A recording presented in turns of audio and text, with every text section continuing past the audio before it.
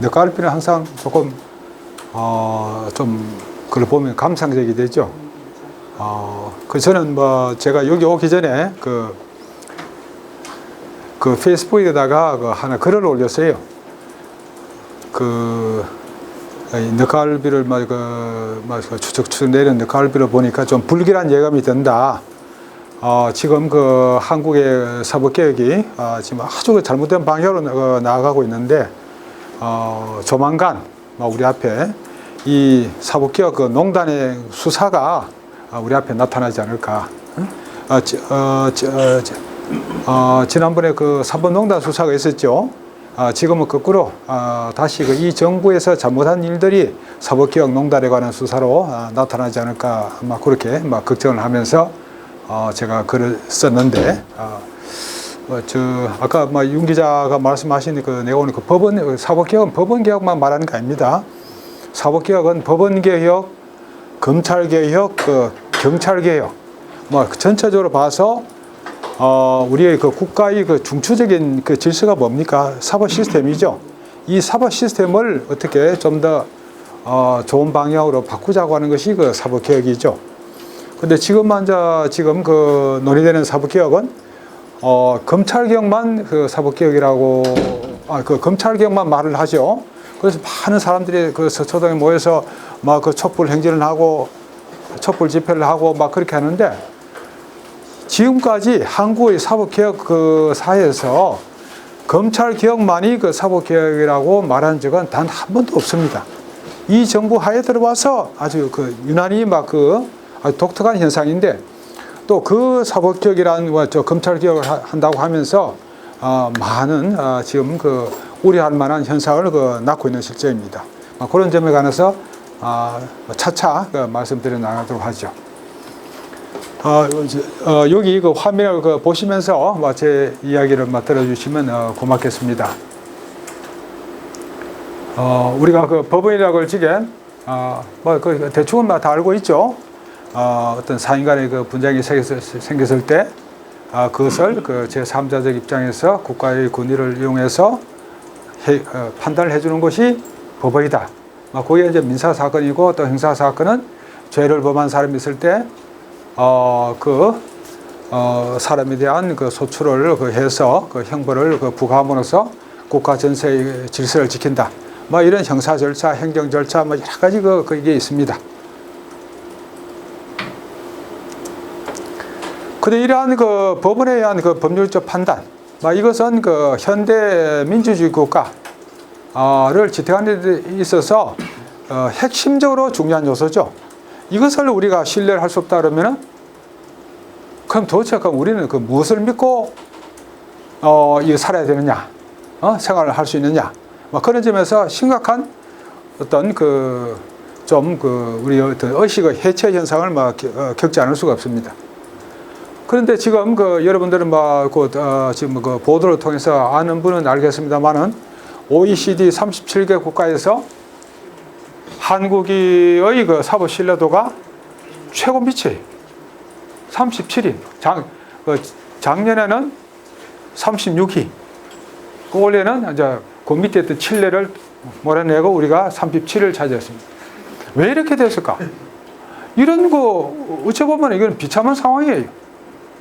이런 상황에서 도대체 뭐가 잘못됐고 이것을 개선하기 위해서 우리가 어떤 점을 손을 대야 하느냐, 그런 점을 살펴봐야 되겠죠. 그죠? 결핵은 그렇죠. 그죠? 근데 주의해 보세요. 아무런 말도 없어요. 오직 검찰개혁 그래. 검찰개혁 그래 기껏 하는 게 검찰 무력화시키고 경찰한테 몰아줘야 된다. 그것만 나오고 있어요.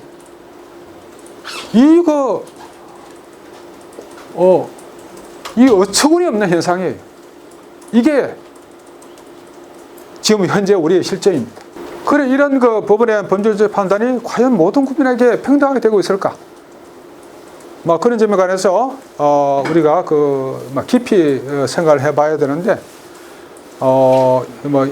여기 계신 분들 중에서도 혹시 집에서 어떤 송사가 있어가지고 좀 잘못됐다, 막 그런 그 경험을 가진 분의 경우에는 그 때로는 그 이 법원의 판단 또는 막 검찰에서의 그 막 처분 결과 이런 것들이 심하게 왜곡될 수 있구나 하는 것을 그 느낄 수가 있습니다.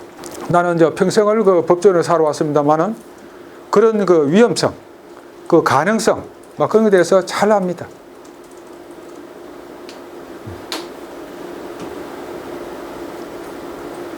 조금 우선 말이지, 우선 말은 아니겠고, 나는 과거에 그 판사로서 재직하면서 내가 그 많은 그 잘못된 오판을 했을 것이다. 그 자책에서 지금도 벗어나지 못하고 있어요.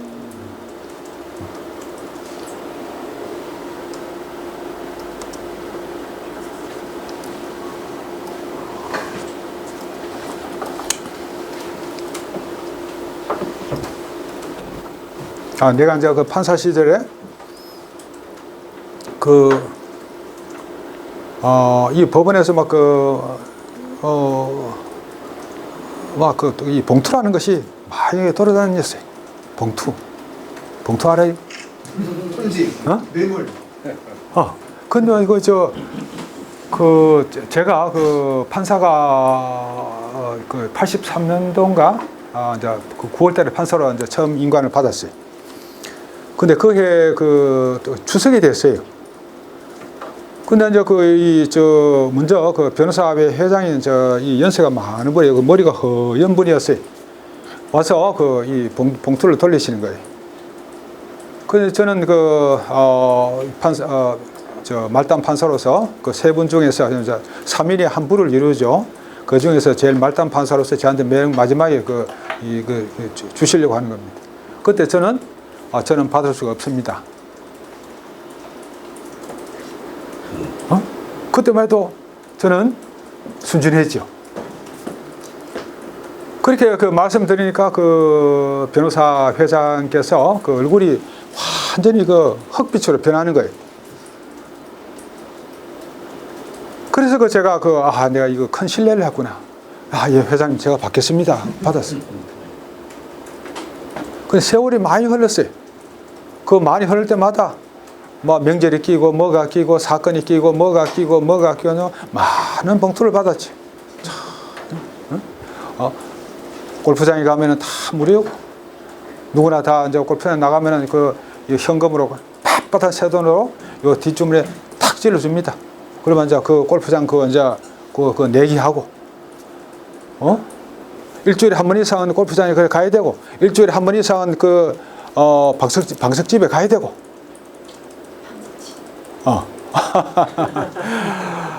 막 그런 생활 속에서 저는 나름대로 저항을 했습니다. 룸사롱 같은 건 수타이 같죠. 예, 요정이라고 그러죠. 근데 이제 하루는 이제 다시 명절이 됐어요. 근데 이 명절 때 이제 어떤 사람 쭉 와서 이제 봉투를 돌리는데 내가 생각을 해보니까 어떤 사람이 반드시 와야 되는데 오지 않아요. 그때 내 생각이 이런 괘씸한 사람이 있나. 그 다음에 해도 괘씸한 사람이라고도 안 하죠. 이런 괘씸한 놈이 있나. 노기가 얼굴에 나타나는 거예요. 그런데 그 순간 제가 깨달은 거예요. 이거 크게 잘못됐구나. 내가 이렇다니.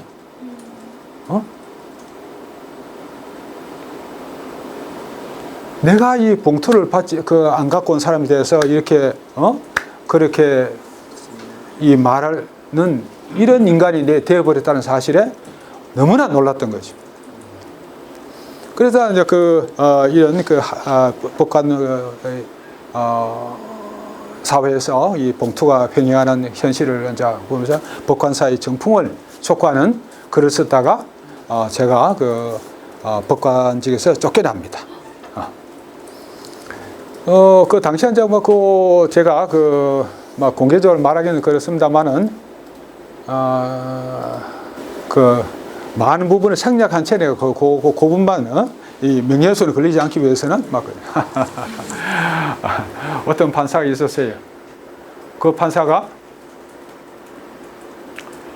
그 아는 사람이 그 인사를 봤어요. 그런데 그 사람이 가고 난 다음에 그 판사가 하는 말이 이 얼굴에 막 그 분기가 탱천했어요. 저 새끼 저거 뭐 저런 놈이 다 있어. 옷은 저게 뭐야?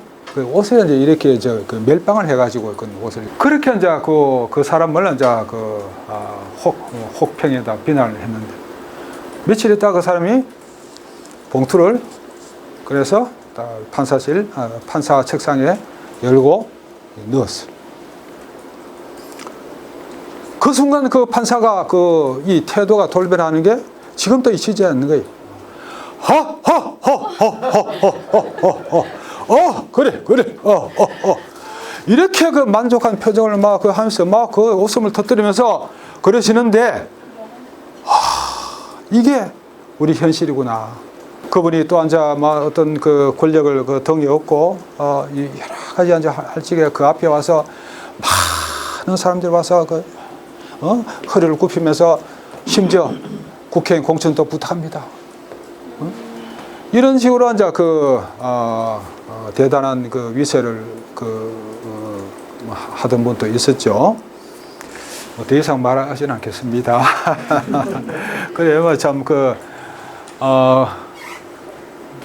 내가 만약에 그런 일들을 다 말한다 그러면은 물론 나도 매장되겠지만은 거기에 관련된 많은 사람들이 있습니다. 그런 말들을 내가 다 할 수는 없고, 그러나 봉투에 관련된 그 한 가지만 지적했다는 이유만으로 나는 법관직에 쫓겨난 거죠. 그 많은 말들을 말들은 사실은 내가 무덤에까지 그냥 갖고 와야 됩니다. 그런 과정에서 내 스스로가 판사이면서도 판사를 했으면서도 법원의 판단이 때로 그렇될 수가 있다는 것을 잘 아는 거죠. 더욱이 나아가서 검찰, 경찰로 되면은 이거는 더 합니다. 법원의 그 잘못이 하나라 그러면 검찰의 잘못은 5이나 6이 되는 거고 경찰의 잘못은 10이나 20이 되는 겁니다. 이런 식으로 한국의 사회 시스템이 제대로 작동하지 못한 채 오랜 세월을 지나온 거죠. 지금 법원에서 계속해서 말하는 게 법원의 독립, 사법 독립, 재판 독립 그럽니다. 김명수 대법원장이 취임한 지가 벌써 오래됐죠. 어떤 기자가 나한테 왔어요. 그래서 이제 김명수 대법원장이 이야기를 하다가 그 기자한테 그런 말을 했습니다. 김명수 대법원장이 취임하고 나서 지금까지 단 한 번이라도 공정한 재판에 대해서 말한 것이 있는가 한번 생각해 보세요. 그 기자가 그 말을 듣고 나서 곰곰이 생각하다가 전율을 느낀다고 그랬습니다. 단 한 번도 김명수 대법원장은 재판이 공정하게 된다고는 단 한 번도 말한 적이 없습니다.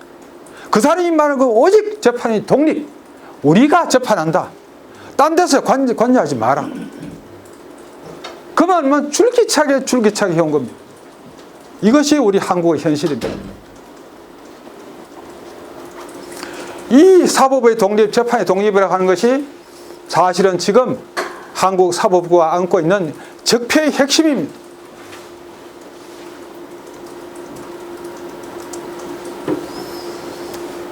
우리가 길을 가는, 여기 계시면 다 마찬가지예요. 여러분들, 우리가 사법개혁을 어떻게 하면 좋겠습니까? 그렇게 말했을 때 하나같이 그러면 당연하게 말씀하실 거예요. 공정한 재판이 되면 안 좋겠습니까? 재판이 공정하게 돼야죠. 그죠? 또 내가 어떤 일이 있어서 법원할 때, 그 재판이 공정하게 되면은, 그것이 내가 가장 바라는 것입니다. 이렇게 다들 말할 겁니다. 지금 여론조사를 방당해 보세요. 그렇게 국민들은 간절하게 진짜로 이렇게 바라는 것은 공정한 재판임에도 불구하고 이 공정한 재판에 관해서 촛불 시민혁명의 개성자라고는 현 정부에서 임명된 대법원장이 지금까지 몇 년에 걸쳐서 단 한 번도 그 입에서 공정한 재판은 말을 한 적이 없습니다. 무섭죠? 이게 권력입니다.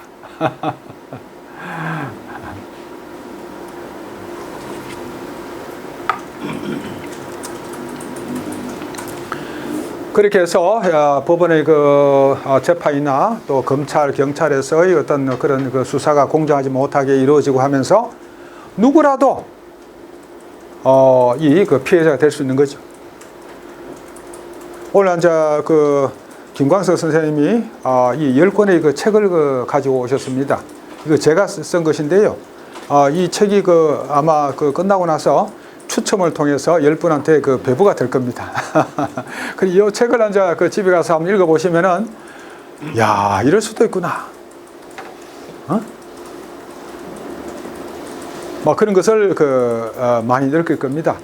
저 김광석 선생님은 그래서 이제 이 책을 읽어보면은, 많은 국민들이 읽어보면은, 우리 한국의 사법개혁이 그대로 이루어질 것이 아닌가 하는 그런 신념으로 이런 강연을 이 기회를 만들려고 여기저기 쫓아다니면서 수고하시고 또 이렇게 그 사비를 들여서 이 책을 사가지고 또 이렇게 오신 분들한테 나눠주고 하시는 거죠.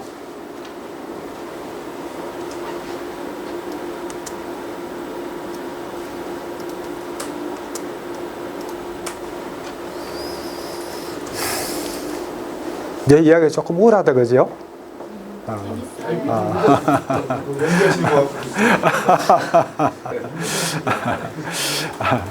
뭐 가능하면은 내 나이가 되면은 사람들에게 희망을 주는 그런 말을 해야 되는데, 이건 뭐 저 잘못된 걸 자꾸 지적하면서 이러면은 그 나이 값을 못 하는 거죠. 그런 점에서 어떤 면에서 참 부끄럽게 생각합니다. 우리가 2016년, 2017년도 촛불혁명을 겪었습니다. 저는 당시 촛불혁명에 적극 참가를 했어요. 그리고 제가 그 당시에 세 가지 예언을 했습니다. 첫째로 박근혜 씨에 대한 탄핵 소추가 될 것이다. 두 번째로 박근혜 씨는 헌법재판소에서 탄핵으로 파면될 것이다. 세 번째로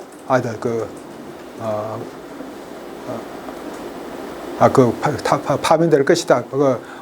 무난하게 파면될 것이다.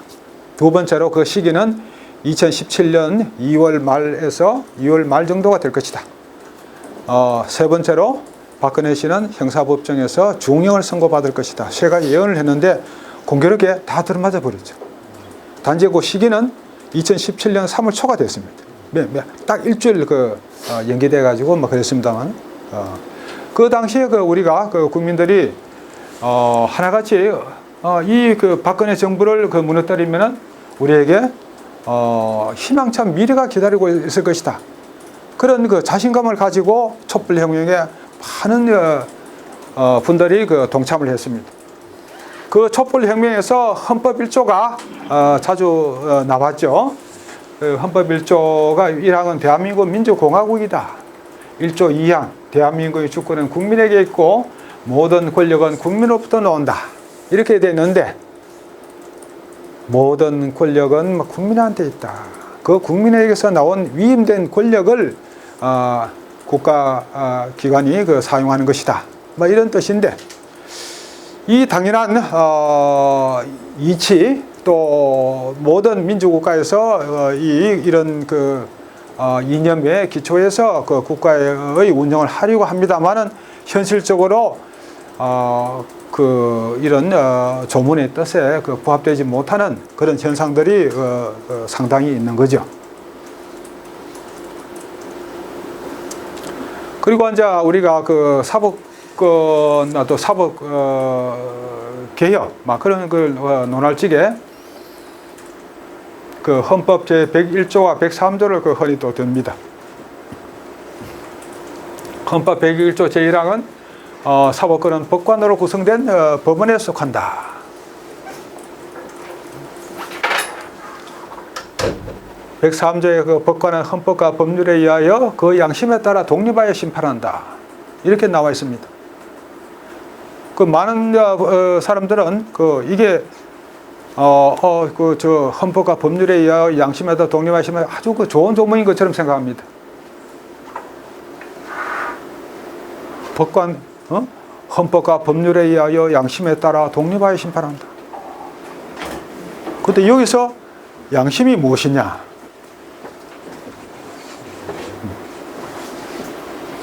이 양심이 무엇이냐에 관해서 여러 이 헌법 조문이 있는 나라가, 양심이라 하는 게 말이 들어간 헌법 조문이 있는 나라가 일본과 한국밖에 없어요.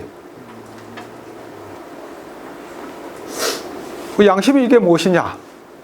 근데 이상하게 한국의 헌법학자들은 이 양심을 객관적 양심론과 주관적 양심론을 나눕니다.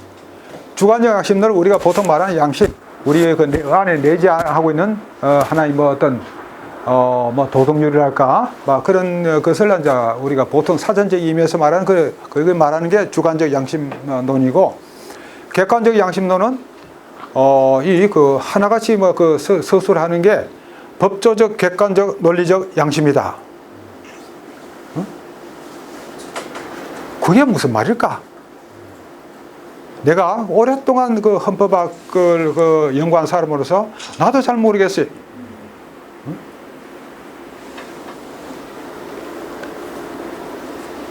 그래서 제가 법과대학 들어가서 헌법을 처음 배우고 또 지금까지 쭉 지나오면서 우리나라 헌법학의 교과서가 이 사법부 쪽에 오면은 다 이 맥을 읽습니다.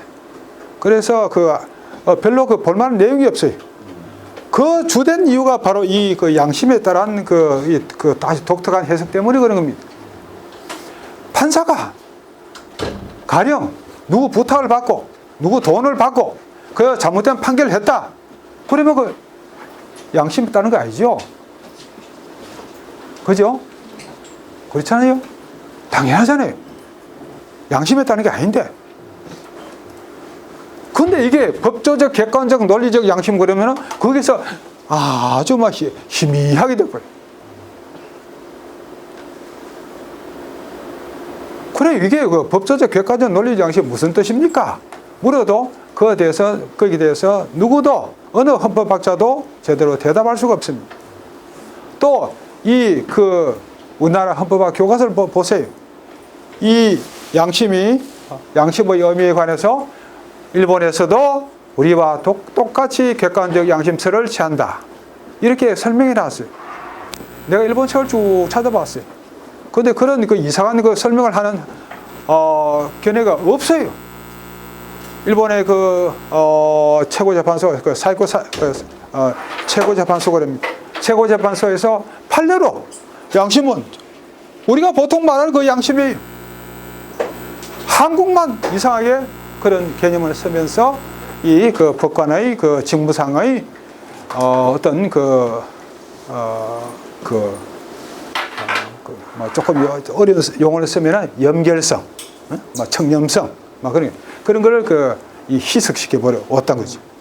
여기 관해서 제가 중요한 논문을 하나 발표한 적이 있습니다. 그 논문 한번 읽어보시면은 기가 막힐 거예요. 어떻게 이렇게 변했을까? 왜 이렇게 됐을까?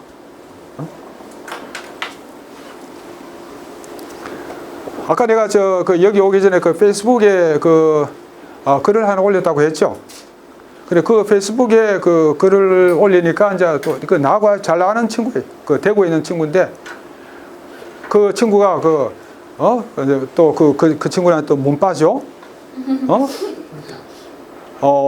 당신은 당신 혼자서만 사법개혁에 대해서 잘 아는 것처럼 말하는데, 그런 독선적인 자세를 가져야 되겠냐? 그리고 노골적으로 비난해.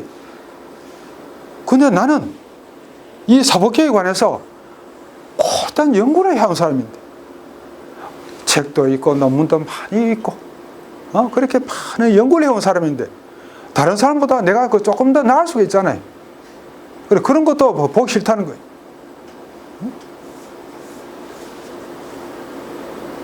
지금 이제 좀 그런 그 편향된 그 견해를 가진 사람이 들어 있죠. 또 이런 말 하면 또 내가 또 너무 교만하다 그죠? 내가 좀 더 잘 설득을 하고 해야 되는데, 근데 이 페이스북이나 뭐 그 SNS상으로 그 긴 글을 쓸 수가 없잖아요. 그런 사람이 여기 와서 한번 그 앉아가지고 내 강의를 들으면서 또 한번 그 토론을 하고 그러면 얼마나 좋겠어요.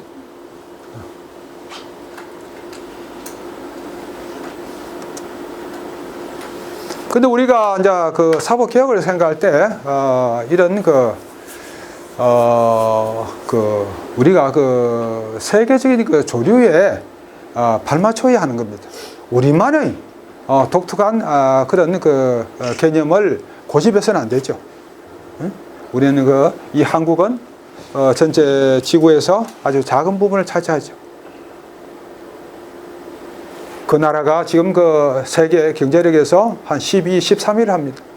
그 많은 부분은 무역에 의해서 창출되는 거죠. 그 부가 무역에 의해서 창출되는 거죠.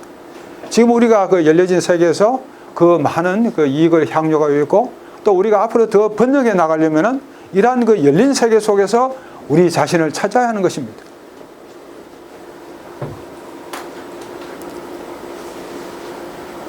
그렇죠? 우리가 그걸 떠나서는 안 되죠. 그래서 이제 이런 우리가 사법개혁을 생각할 때도 이 세계사의 그 조류, 현재 우리 앞에 나타나고 있는 이 조류, 여기에 맞춰서 나가야 된다. 그렇게 생각하는 거죠. 그래서 저는 이제 현대 세계의 가장 뚜렷한 조류를 세 가지로 본 겁니다. 첫째, 민주화. 과거의 뭐 전제적인 정부 형태로부터 대부분의 시민이 참정권을 가지고 자유스럽게 투표를 해서 자발적으로 그 정부를 세워가지고 그 정부에 의해 통치하는 그런 이 민주화의 흐름은 지금 전 세계의 어느 일부의 국가를 제외하고는 상당히 보편적으로 받아들이고 있죠. 그리고 시장 경제화. 전 세계에서 그동안 여러 가지 그런 이데올로기 상으로 많은 분기가 있고 그랬습니다만은 지금은 이제 유럽에서도 사회주의를 주창하는 그런 정파의 경우에도 시장 경제는 어쩔 수가 없다. 이거는 우리가 받아들일 수밖에 없다. 이렇게 베이스를 그렇게 깔고 있습니다. 사회주의자라고 해도 시장 경제는 우리가 존중하자. 이렇게 나아가고 있는 거죠. 그리고 세계화. 지금 거대한 규모로 물자나 인원이나 어떤 인적 교류 같은 것이 엄청난 규모로 행해지고 있습니다. 이러한 세계화의 흐름을 우리가 역행해서는 더구나 그 세계화의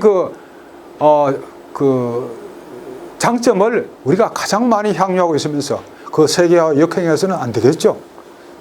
이러한 민주화, 시장경제화, 세계화에 맞는 사법개혁을 우리가 구상해 나가야 되는 거죠.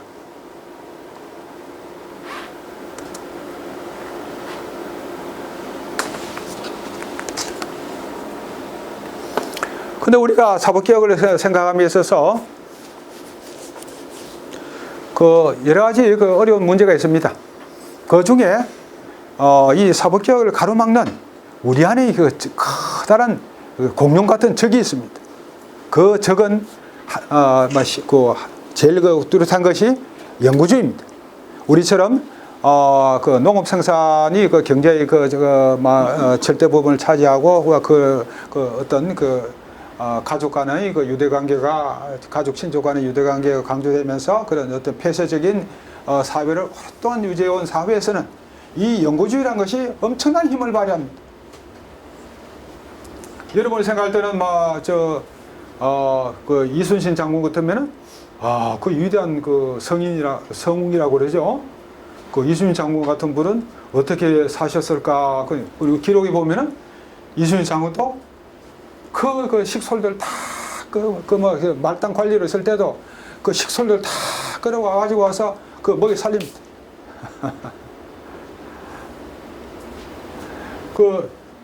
우리 실학의 위대한 학자로 초청받는 다산 선생도 목민신서에 보면은 이 관리의 덕목으로서 관직에 있을 때는 찾아오는 친족들에게 소홀하게 하지 말고, 또 관직을 물러나서는 그 친족들을 찾아가서 예를 갖추어서 성의를 다해야 한다. 뭐 이런 식으로 이 목민심서에 그걸 써놨어. 이러한 사회니까 영고주의가 강하게 작용할 수밖에 없습니다. 외정 때 이제 일본 사람들이 하구 사람들을 조금 차별했죠. 조금 차별하는 거 많이 차별했죠. 근데 이제 그 당시에 이 시험 일본에서는 시험을 쳤죠. 일본 그 당시에는 이제 반도에서 내지로 가서 동경에서 시험 이제 고등문관 시험을 칩니다. 그 고등문관 시험 사법과를 합격하면은 반도 출신이나 내지 출신이나 똑같이 취급은 해줬는데 판사 발령을 내줬어요. 중요한 사건에는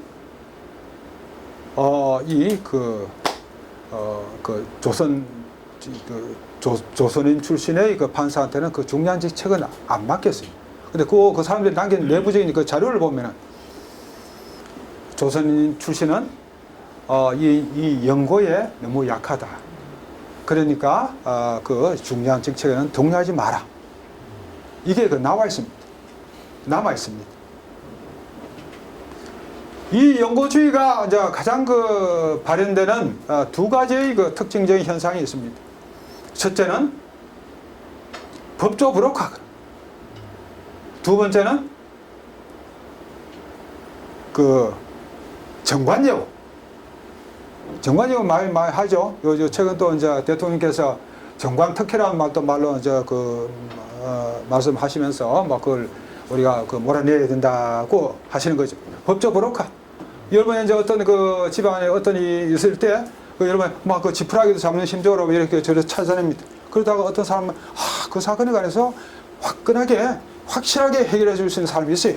그러면서 이제 어떻게 해서 그걸 찾아갑니다. 그래서 그 사람이 또 경우에 따라서는 판사나 검사한테 손을 쓰기도 하고 그렇게 해서 또 많은 수수료를 뜯어먹죠. 그 수수료가 20%입니다. 20%. 어떤 이제 정관 출신 판사가 개혁을 했어요. 개혁을 해서 이제 사건을 수임했는데 이제 그 사건을 내가 당신 사무실에 갖다 줬어요 하고 말한 사람이 6명이 나타났어요. 6 곱하기 20은 뭡니까? 120인 거예요. 자기가 받은 돈보다도 더 해서 그 사람들을 줘야 되는 거예요. 안 주면은 사건이 팍 끊겨버려요.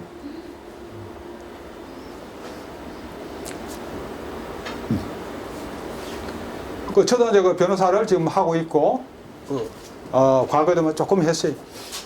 그럼 당신도 그렇게 했어요? 물으면은, 나는 그런 점에서는 깨끗해. 나는 절대 그건 안 한다. 그리고 오늘 이제 페이스북에 올렸는데, 어떤 친구가 이제 하는 말이 나를 이제 비난하면서, 당신이 조국 장관을 위해 향해서 돈을 던졌는데, 바위 덩어리로 당신 머리를 칠 그런 거는 생각은 못 해냈냐 하면서 그러는데, 나는 사실은 그렇게 그 다음에 판사에서 물러난 다음에 그냥 서생으로 살았던 사람이 내가 큰 잘못이 있겠어요. 그런데 그런 이 막말을 마구 하는 겁니다, 저한테. 이제 이런 정관예우, 판사나 검사를 지내다가 놓으면은 많은 페이브를 받죠. 그것이 이제 해서 옛날에는 판사하다 놓으면은 정관예우 받는 기간이 확실한 정관예우 받는 게 3년.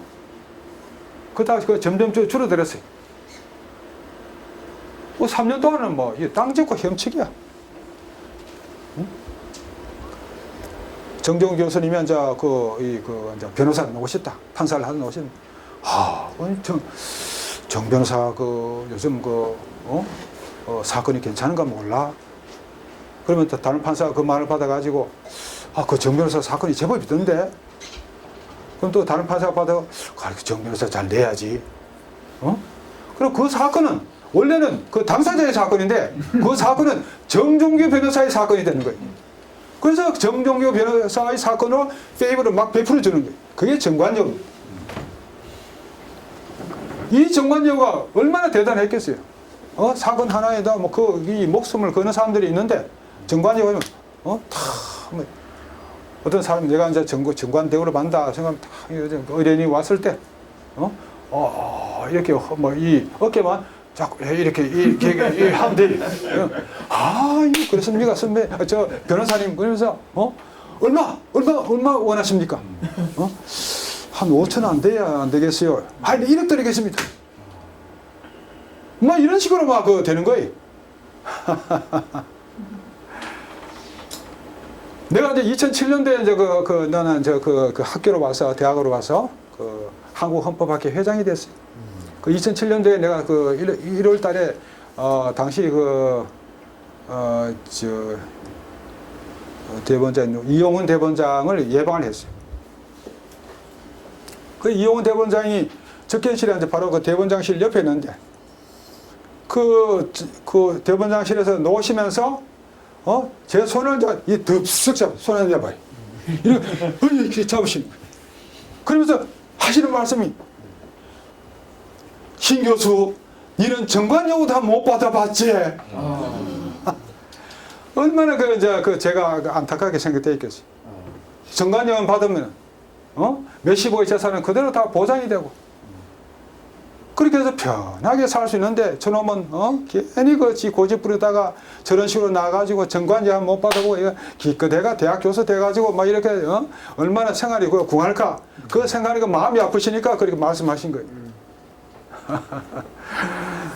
근데 이제 이 정관 특혜보다 더 강한 게 있어요.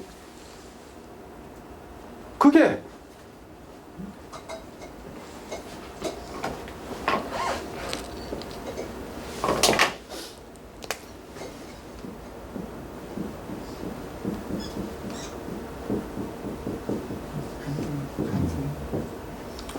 관선 변호하는 게 있어요.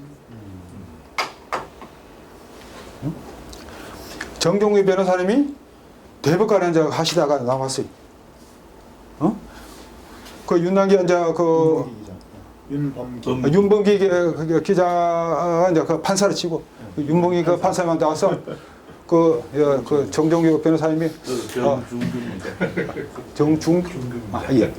그래서 윤 판사, 내가 이거 사건이 하나 왔는데 좀 잘 검토해 줘요. 그러면은 그 효과가 굉장히 크겠죠. 저기 까마득한 선배가 몸소 이렇게 와서 윤 판사 하면서 이러는데, 그 말을 거역하기가 더 쉽겠어요. 근데 그보다 더 강한 게 있어요. 내가 윤 판사하고 동료야. 아니면 내가 윤 판사보다 조금 높아. 아니면 내가 법원 행정처에서 근무해. 그럴 때 윤 판사, 그 사건 있죠? 잘 해요? 말하면 대법관 정종규 변호사 보다도, 아이고, 그거는 모르겠다. 예, 그래 해야죠.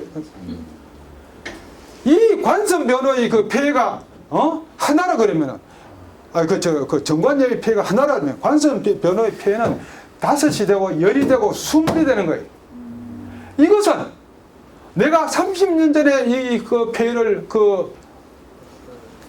설파를 했음에도 불구하고, 지금 30년이 지난 지금에 와서도 어느 누구도 말하지 못해요. 이 말을 꺼내는 순간 그 사람은 매장돼 버려요. 조금 피하자 관선 변호하는 말이 넣어다가 싹 들어. 넣어다가 싹 들어.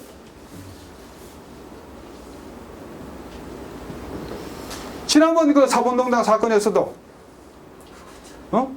그렇죠? 이런 관선 변호가 있었죠? 윤석열이가 뭐 그 지가 아주 그 잘하는 것이 보이죠. 윤석열 씨는 그 정권에서 일어난 여러 가지 사법부의 그 잘못에 관해서 그 사법농단이라 하는 막 그런 태도를 묶을 수 있는 강제징용 배상 판결에 청와대와 법원행정처가 서로 연락해서 그런 잘못된 판단을 한 것이다.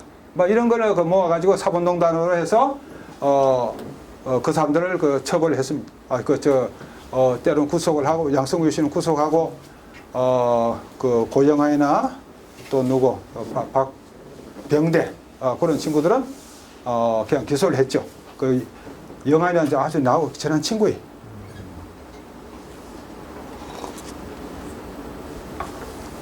근데 그 수사를 하면서 이런 그 관선배로 재판 개입이 드러났는데, 그것은 묻혀버린 거예요. 제 사건도 거기에 들어가 있습니다. 근데 제 사건에 관해서 이것을 묻어버린 거죠. 그래서 그 사람은 이 정권의 입맛에 맞게 사법농단 사건을 해서 이 정권의 어떤 정당성에 큰 힘이 되는 막 그런 수사 결과를 만들어 가지고 이 정권에 준 거죠. 그렇게 해서 결국 오늘의 영광이 있는 겁니다. 뭐 그러다가 다시 이 조국 장관에 대한 수사를 치고 들어갔죠. 윤석열 씨가. 그러니까 우리가 막 그런 누구에 대해서 절대적으로 그 사람이 옳고 막 그렇다고 생각할 필요가 없어요. 우리는 단지 우리의 이런 어떤 생활을 규정하는 이 국가의 제도가 올바르게 잡혀지기를 바라는 그런 생각을 하는 것이 맞지, 어느 한 사람이 절대적으로 옳다 그런 식으로 우리가 바라봐서는 실수를 하기가 쉽습니다.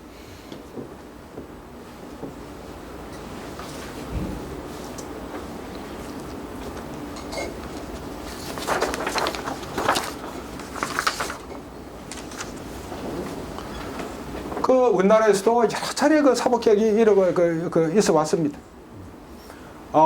특히 현재 김영삼 정권 들어서고 나서 김영삼 씨가 나중에 국가부도를 초래했다는 그런 점에서는 비판을 받습니다만은 그 사람의 개혁 정신 그것은 높이 사줄만 합니다. 그 사람이 들어서고 나서 이 사법개혁의 대장정이 시작됐습니다. 그것이 노무현 정부의 2007년도까지 15년의 사법개혁 장정이 있었습니다. 그런데 이런 특히 노무현 정부에서의 사법개혁은 국가적인 역량을 총동원하다시피 했어요. 그럼에도 불구하고 아직까지도 사법개혁은 하나의 우리한테 꿈으로 남아있는 거지. 왜 이렇게 사법개혁에 성공하지 못했을까? 좌절했을까? 그 점에 관해서 우리가 볼 적에 몇 가지 원인을 우리가 살펴볼 수가 있습니다. 첫째는 문제의 본질에 대한 이해가 부족하다.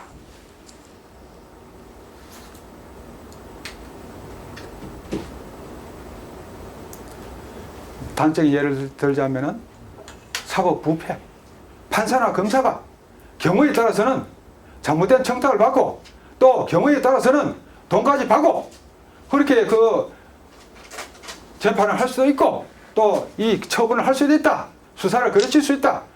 이 현실을 절대로 인정을 하지 않았던 것입니다. 나도 판사할 때 어떤 사람이 돈을 이만큼 사가지고 왔어요. 들고 와서 한 말씀만 해주십시오. 내가 그 돈을 받았으면 그 후에 나는 이 죽은 목숨이지. 그 돈을 안 받았길래 내가 그래도 이런 데 와서 강연을 할 수 있는 거죠.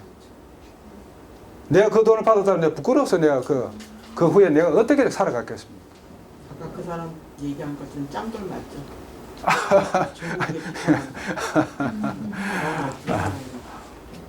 그래 그런 거 없으니까 뭐 그 나한테 저뭐 큰 돌 뭐 돌뭉치 막 그 던진다 하면 그래도 그런 돌이 있는가 싶은 게 물론 뭐 나도 실수도 많고 그 여러 가지 오류를 많이 범해온 사람입니다. 뭐 내가 그렇게 잘난 사람은 아닌데 그러나 내가 공직에 있으면서 막 그런 심각한 그 잘못을 범했다든지 뭐 그런 막 돈을 축제하기 위해서 막 그렇게 막 노력했다든지 그런 일은 없어요. 나는 변호사를 할 때도 나는 돈 문제는 간섭 안 한다. 그 직원들이 다 알아서 해라.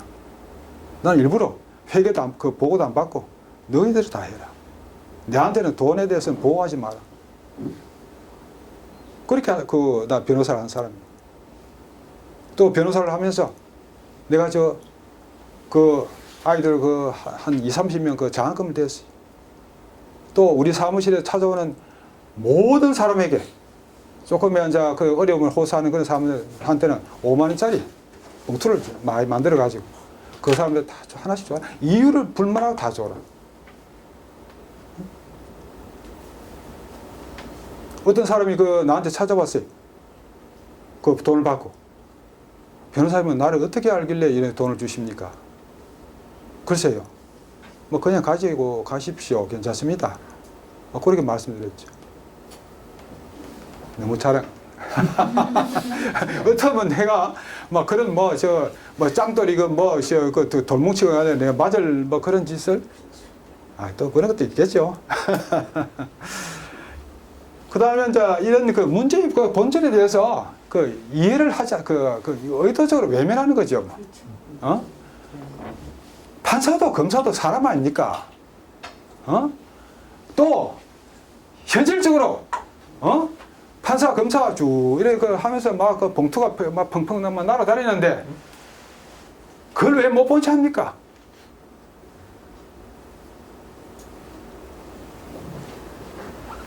다음에 역학관계의 경시. 우리 사회는 여러 가지 어떤 힘의 균형이 있습니다. 행사하는 힘의 주체, 거기에 따라서 여러 가지 다양한 힘으로 우리가 나눌 수가 있는데, 이러한 힘의 관계를 잘 파악을 하면서 사법개혁을 추진을 해야 됩니다. 어느 한쪽을 부당하게 경시하고 그러면 반드시 반발이 있죠. 그러나 그 반발을 무시할 수 있을 만한 국민의 여론, 거기 있으면 또 눌러보면 되는 거죠. 그러나 그런 자신이 없을 때는 튕겨져 나와야죠. 이런 여러 가지 고려를 하면서 했어야 되는데, 경우에 따라서는 그렇지 못한 경우도 있었다는 거죠. 또 이 문제들의 사고 연관성이, 문제들의 이렇게 있는 가운데, 그 문제들이 상호로, 관련성을 갖고 효과가 전개되는데 그런 것들을 경시하는 경우가 있다는 거죠. 사법의 독립, 재판의 독립 주장하고 하면은 그것이 사법의 부패로 연결될 수가 있고, 또 그것이 비효율적인 재판 현상과 연결될 수 있다는 것이 전 세계 어느 나라는 공통적으로 인정하고 있는 겁니다. 판사한테 다 모든 권한을 줘가지고 당신 좋은 대로 하라. 그렇지게 그것이 어떻게 판사 청렴한 재판이 되리라고 보장을 하겠습니까? 사람은 판사는 사람이 아닙니까? 사람이 아니고 신이라고 전제를 하니까. 그렇단 말이에요. 그런 허황한 논리에 따라서 지금까지 이렇게 문제를 봐왔으니까 성공할 수가 없었던 거죠. 다음에 표피에 흐르는 외국 사법 제도 이해. 우리가 생각할 때는 미국의 제도, 일본의 제도, 중국의 제도 이렇게 해서 잘 나는 것처럼 생각하는데 그렇지 않아요.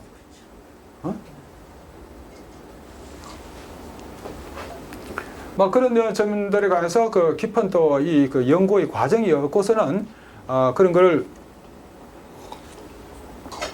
제대로 포착하기가 어려운데, 제가 이제 로스쿨 문제에 대해서 여러 가지 지적을 하면서 그런 세계 각국의 제도를 연구를 했습니다. 근데 이제 우리 바로 옆에 있는 일본의 제도, 그것을 이제 파악을 하는 데 있어서도 그 국내 소개된 논문 수탁이나 봤어요. 근데 보니까 참고할 만한 게 없어. 그래서 내가 직접 일본에 갔어요.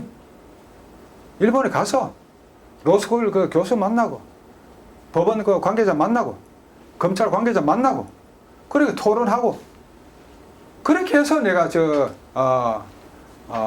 그 책을 그 로스쿨 교수를 위한 로스쿨을 썼습니다. 그 책을 써가지고 얼마나 제가 곤욕을 치렀는지 모릅니다.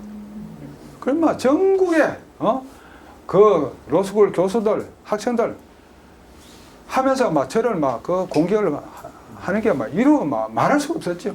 제가 그로 인해서 한 3년 이상 그 연구생활 전폐를 했습니다.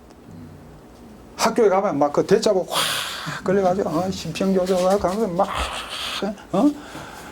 막 그 비난하는 대자고 쫙 붙어 있죠. 내가 어떻게 학교에 가겠습니까?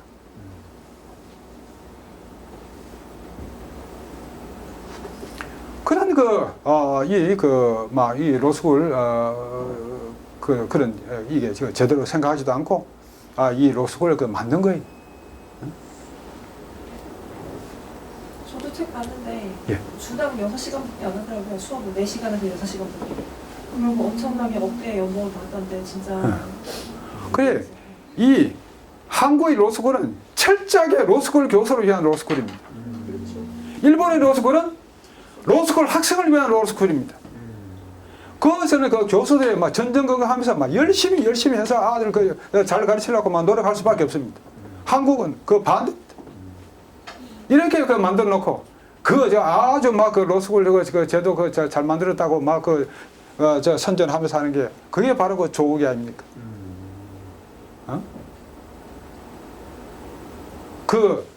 이 로스쿨 그게 그치는 거 아닙니다. 일본이나 미국이나 다 그런 로스쿨을 통하지 않고도 그 가난한 집의 아이들도 그 법전이 될 수 있는 길을 만내주고 있는데 안 돼. 그래서 그 조그만 문 그것도 막아버리고 그런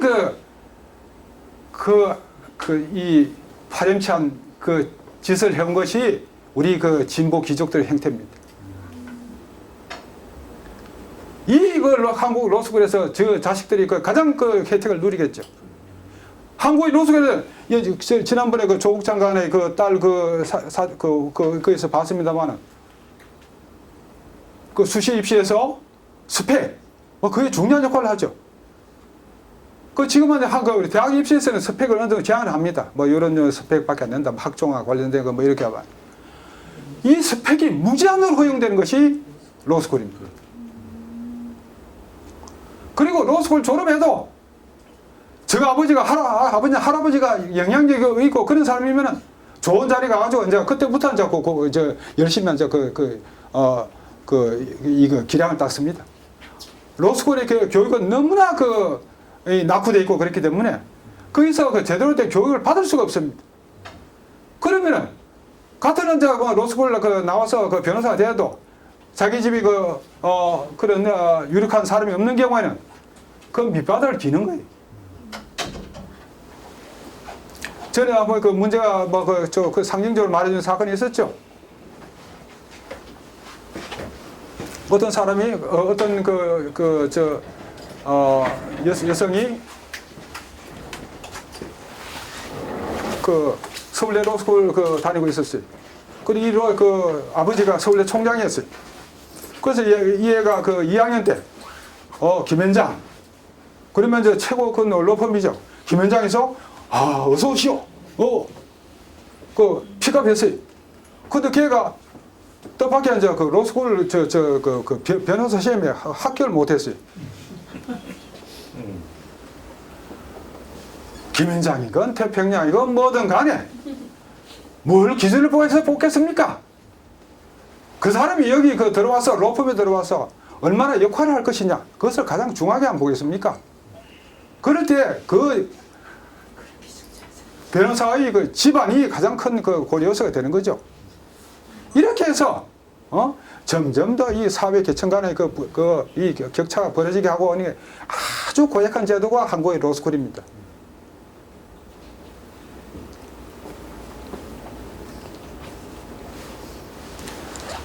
광범한 그 참여 확보의 실패. 이렇게 우리가 이제 이 개혁을 해나감에 있어서는 탑다운식으로 하는 것보다는 민주주의 사회에서는 바텀업 이렇게 해나가는 밑으로 올라오는 개혁을 해나가야 그게 이제 원칙이죠. 그런데 한국의 사법개혁은 지금까지 다 탑다운입니다.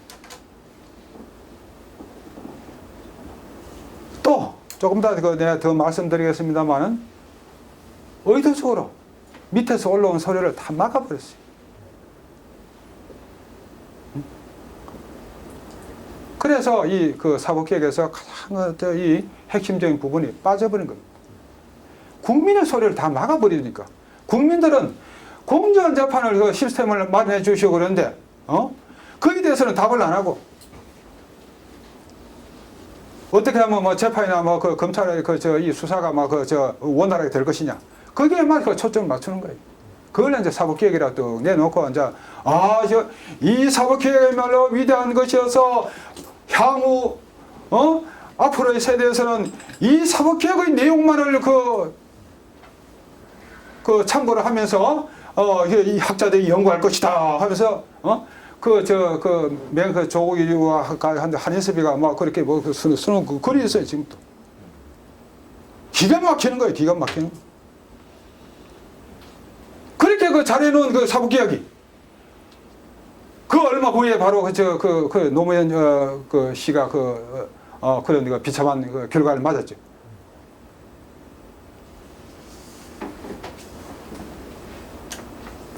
자기들이 그때 어느 정도 잘하고 했으면은 사법개혁을 잘하고 해서 검찰에서 그런 무리한 수사를 안 하게 다 그런 걸 했으면은 노무현 씨가 그런 비운에 가시지는 않았을 거 아닙니까? 그건 좋다. 그러나 그렇게 못했다고 해서 내가 잘못을 채가고 싶은 생각 없습니다. 그러나 그것을 그렇게 자아자찬을 하면서 우리가 위대한 성과를 거뒀다고 그렇게 떠벌렸어야 되겠습니까?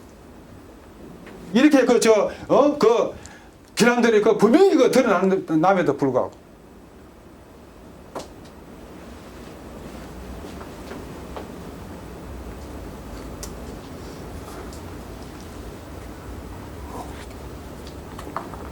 좀 더 구체적으로 우리가 보도록 합시다. 노무현 정부에서 이제 사법개혁을 추진하기 위해서 전 국가적인 역량을 총동원했습니다. 그런데 이 노무현 정부의 사법개혁은 반쪽의 성공밖에 하지 않았습니다. 그래도 역대 어느 정부보다도 노무현 정부의 사법개혁은 성과가 있었다고 할 수 있습니다. 근데 이렇게 반쪽의 성공밖에 너무나 좋은 호기가 닥쳤음에도 불구하고 대통령부터 나서서 사법개혁을 꼭 하겠습니다 하면서 국가의 리소스를 전부 동원하다시피 하면서 한 사법개혁이니까 여기서 확실한 성과를 냈어야 되는데 반쪽의 성과밖에 못 낸 거죠. 왜 그래 됐을까? 첫째로 국민의 소리가 올라오는 것을 막았습니다. 당시 이제 대법원에서 만든 사법개혁위원회에서 안건이 정된 것을 법제화시키는 역할을 맡은 사법제도 개혁 추진위원회 사개추에서 맡아서 했는데 이제 안건이 올라온 것이 전부 대법원에서 고른 것입니다. 또 청와대에서 이제 사개추의 작동 원리를 보면은 당시 청와대에서 법무비서가 하던 김선수가 이제 사법개혁 추진단장을 해가지고 친구가 이제 핵심 연결 역할을 합니다. 그러면서 이제 그 친구가 한 것은 전부 법원 검찰이고 그것만 안만 받았어요. 나중에 이제 김선수가 또 이제 기록에 남겨놨습니다. 왜 그때 사법 피해자 문제는 한 번도 돌아보지 않았냐? 사법 피해자 지금 전국에 걸쳐 가지고 잘못된 재판이나 검찰의 수사에 의해서 내가 피해를 받아가지고 나는 재산도 빼앗기고 나는 내 인생 전체가 망가졌어 하고 그 부러지는 사고 피해자들이 전국에 걸쳐서 있습니다. 이러한 사람들이야말로 이 우리 한국의 이 사법 시스템이 어떤 그 결함을 찾아내미에 있어서 가장 중요한 정인이 될 수 있는 거죠. 그러나 이 사고 피해자들의 목소리를 철저하게 무시했습니다. 수백 회의 공청회건 세미나건 꽉 열렸는데 거기서 단 한마디도 사고 피해자에 관해서 발언할 기회를 주지 않았습니다. 그리고 김선수는 이제 하는 거에서 사고 피해자 문제를 우리가 왜 다루어야 하느냐. 그래, 그나마 의식이 깨어있는 김선수조차도 그런 말을 하는 겁니다.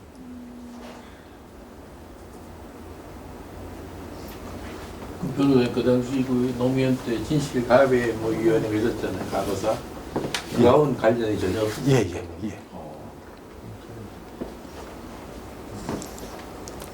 왜 사법 절차가 왜곡되는지에 관한 인식이 불철저했다는 거죠. 법관 검사에 의한 재판이나 처분의 왜곡 현상이 있을 수 있다. 그 한 가지만 인정했어도 한국의 사법개혁은 이렇게 전개되지 않았습니다. 김영삼 정부 때부터 본격적으로 시작된 사법개혁이 15년이 경과하면서 계속 사법개혁을 했는데 거기서 법관 검사는 어디까지나 무흠결의 존재다. 어떠한 오류도 하지 않는다. 거기서 벗어나지 못한 겁니다.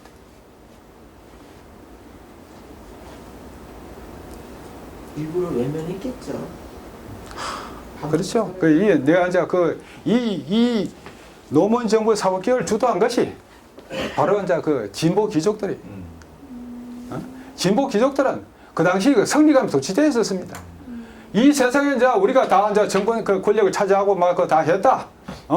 다 이제 검찰도 이제 우리한테 말 잘 듣고 다 이렇게 이제 법원도 이렇게 잘 돼나가고 있다.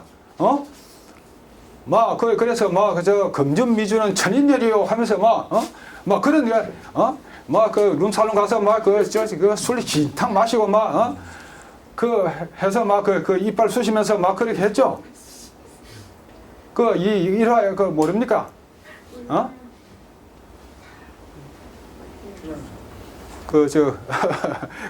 김기아 선생이 한번 선거리 있죠. 이제 오직이 아니죠. 김비아 선생이 이제 그 친구들하고 뒷좌석에 앉아서 가지고 술 취해 룸살롱 갔다가 술 취해가 하면서 호기를 부리다 하면 선거리 있어요. 그렇게 해서 자기 도취에 빠졌던 거예요. 이제는 우리 세상 다 됐다는 거예요. 그러니까 현실적으로 많은 국민들은 잘못된 사법 제도에 의해서 피해를 받고 억울한 원성이 이 피를 토하듯이 이렇게 정부의 산하에 걸쳐 이렇게 토해지고 있는데 그런 건 다 외면해 버렸던 거죠.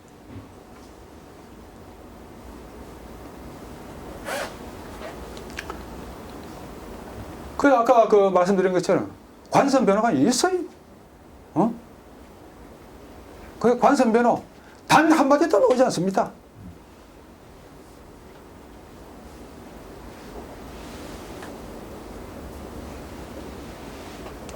그래서 사법 피해자를 철저히 외면했죠. 그것이 지금 이 잘못된 지금도 사건 화성 사건 8차 진범 예. 시비하는데요. 경찰이 수사관이 잘못됐다 그러지 검찰은 어디 간지 걔는 없어요. 경찰이건 판사건 다 없어. 그것을 잘못한 사람이 있을 거 아닙니까? 응? 다 숨어서 안 나타나네. 피고인이 나오는 거 보면 몰라요. 비시비시 그러면서 그 사람이 그 지적 장애를 가진 사람이고 그 이렇게 쭉 나오고 그러면은 그 이 범행에 이제 그런 그 어떤 그 정교한 구조화에서 그 범행이 벌어졌는데 과연 이 사람이 그런 그 했을까? 대충 보면 그 사람은 그 얼굴 보면 알죠. 판사는 그런 거 생각 안 합니다. 아 이거 막 귀찮다. 빨리 사건 떼야지. 그 진실은 모르겠습니다만은. 만약에 그런 점에서 판사나 검사의 그 과실이 있었다 그럽니다. 그것을 드러내야 될 거 아닙니까? 지금 그 아주 요상한 이 판례를 그 대법원에 하는 데서 판사가 무슨 잘못이 있어도 개헌거리에서 막 국가배상 청구할 수 없다. 판사가 특별히 그 부당한 목적을 가지고 그런 그 사실을 왜곡하고 그래서 거기 입증돼야 그 판사의 그 잘못이 인정되는 것이다 하는 이 희한한 그 판례를 내 가지고 모든 길을 다 봉쇄해 놔버린 거죠.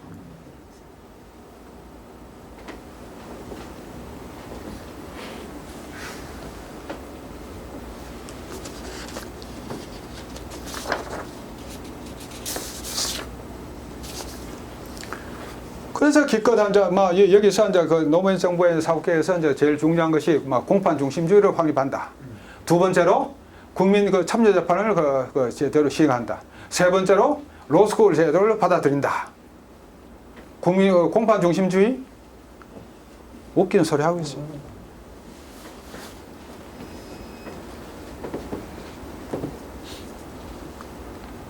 몇십 년 전에 재판 진행 절차하고 지금의 그 한국의 그 공판 절차하고 본질적으로 달라진 거 아무것도 없습니다. 국민 참여 재판 이것도 웃기는 이야기죠. 국민 참여 재판이 지금 무슨 역할을 하고 있습니까? 로스쿨 이것도 웃기는 제도죠.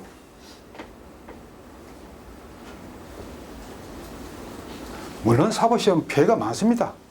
나도 너무나 잘합니다. 그런 제도를 계속해서 유지할 수가 없습니다.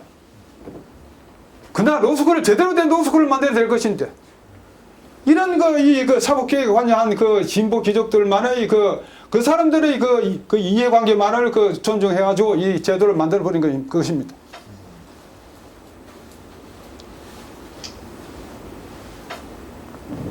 그러니까 이제 많은 거 자아자찬을 해서 위대한 성과가 있을 것처럼 떠벌리는데, 그 바로 얼마 후에 노무현 씨가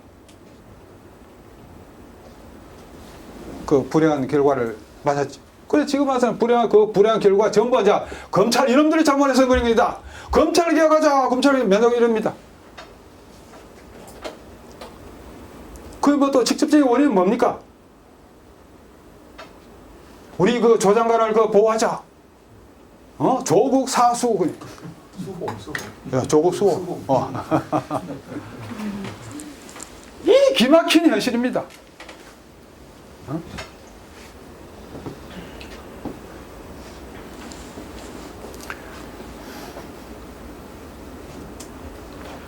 그래서 이제 우리가 앞으로 이 사법개혁을 다시 한번 해나가야 될 것인데, 이 사법개혁을 우리가 어떻게 방향을 잡아야 할 것인가, 그 점에 관해서 한번 보겠습니다.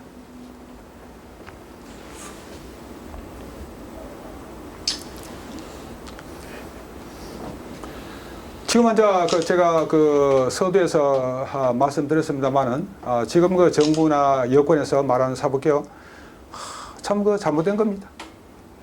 여기 대해서 어느 누구도 제대로 말 한마디 하는 사람이 없습니다. 이거는 어떤 면에서는 국가적인 재앙입니다.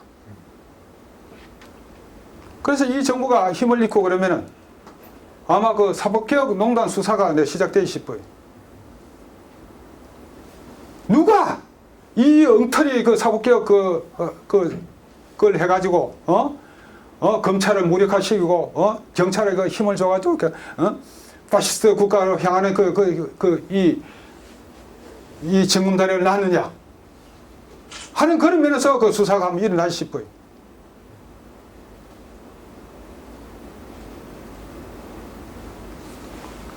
그러나 이제 지금 그 정부나 현 여권의 그 대책과는 별도로 우리가 향후에 그 어떤 사법개혁이 그 이루어져야 되고 어떤 방향으로 가야 할 것인지에 관해서 조금 언급하고자 합니다.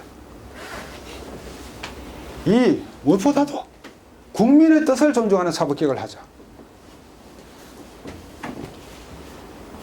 국민의 뜻은 공정한 재판이죠. 또 공정한 수사가 이루어져 공정한 검찰 처벌이 이루어지는 거죠. 여기에 대해서 단 한마디 하시는 말이 없습니다. 어떻게 해야 될 것이냐. 사법의 책임을 강조해야 된다. 전 세계 지금 그 법학의 그 트렌드가 사법의 독립, 하나의 지주가 있습니다. 필러가 있습니다. 또 하나의 그 필러가 양대 지주입니다. 사법의 독립과 사법의 책임, 이 그 지주가 있고 나서 그 위에 그 공정한 재판, 이게 그 실현되는 것으로 되어 있습니다. 여기에 대해서 어느 누구도 이의가 없습니다. 한국은 어떻습니까? 이 사법의 책임 관해서 어느 누가 그 한마디 말합니까?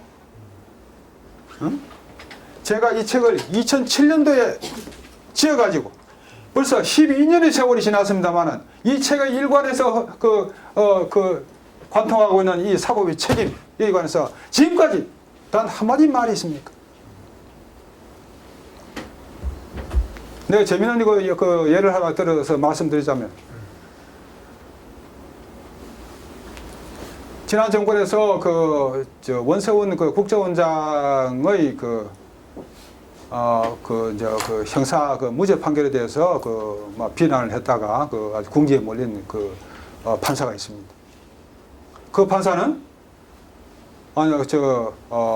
법원의 국제인권법 연구에 그래서 핵심 지금 진보 성향의 판사들의 핵심 조직입니다. 거기서 이제 대법원장이 나오고 뭐 다 나오죠. 근데 이 판사가 우연히 제 책을 이것을 접하고 한번 읽어봤습니다. 그 다음부터 그 판사는 국제인권법 연구에 더 이상 자기가 가담할 수가 없겠다는 겁니다.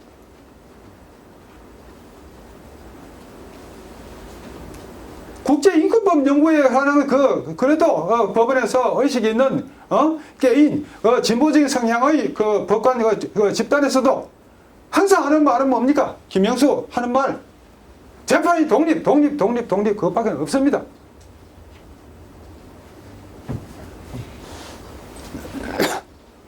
이 책에 쓰인 내용을 보고 그 판사는 의식의 전환을 했던 것입니다. 그래서 서울에서 내 경주 내 집까지 찾아왔어요. 그래서 우리 집에서 하룻밤 자면서 여러 가지 얘기를 했죠.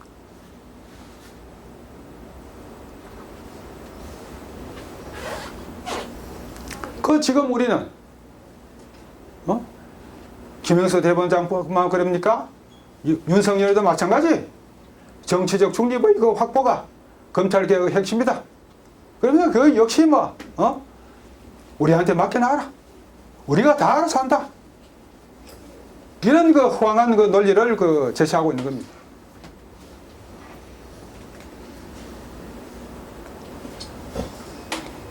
그래서 우리가 이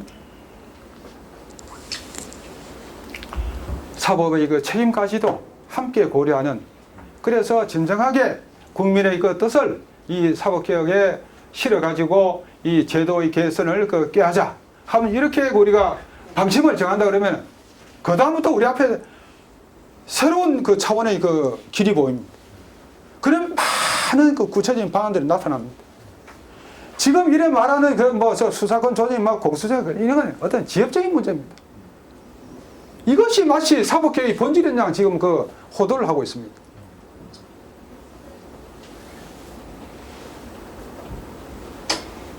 우리가 그래도 생각을 하자면은 법의 억제 판사나 검사가 그 사건의 그 당사자 일방을 그 유리하게 그런 페이버를 그 베푼다 그러면 그것을 처벌하는 그런 그 법 왜곡죄, 이것을 그 독일의 예를 따라서 우리가 신설하는 것이 맞지 않느냐, 막 그런 그 논의를 할 수가 있겠고, 그리고 또 이 그 진정한 배심자, 이제 우리 국민도 어느 정도 의식이 성숙됐다. 배심자 한번 해보자. 왜? 모든 나라가 다 배심자 하는데 왜 한국만 돼? 응?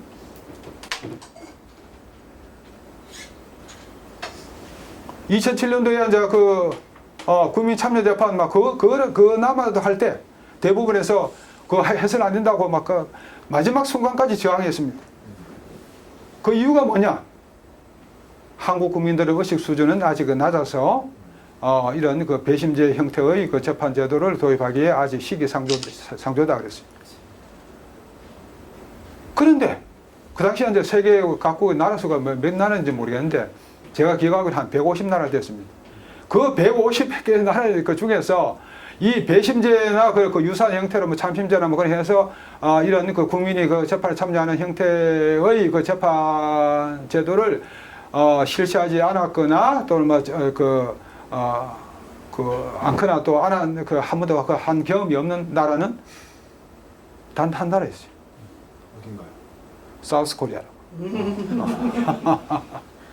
그러면 한 국민이, 남한 그 국민이 전 세계에서 가면 그런 그 의식 수준이 가장 열등한 그 국민들이냐? 그렇지 않겠죠? 그게 법관들의 인식이죠. 그래서 말입니다.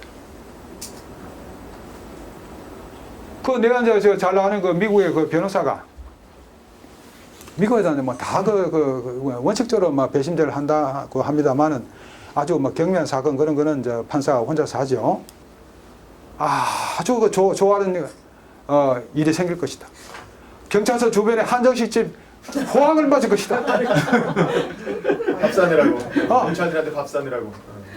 교대 앞에 있는 그분이 그냥 노동을 하는 분이지만은 이 사태의 그 본질을 정확하게 꿰뚫고 있는 거예요. 이런 안을 정부 여당에서 지금 거침없이 밀어붙이고 있습니다.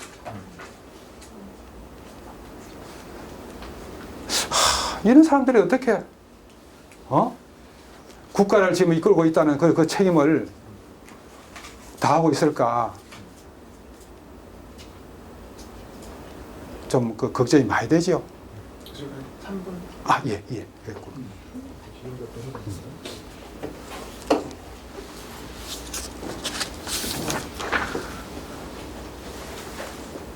그리고 공수처, 그 문제가 있습니다. 그 공수처, 저는 오랜 세월에 걸쳐서 공수처를 꼭 설치해야 된다고 그렇게 저는 호소를 해왔던 사람입니다.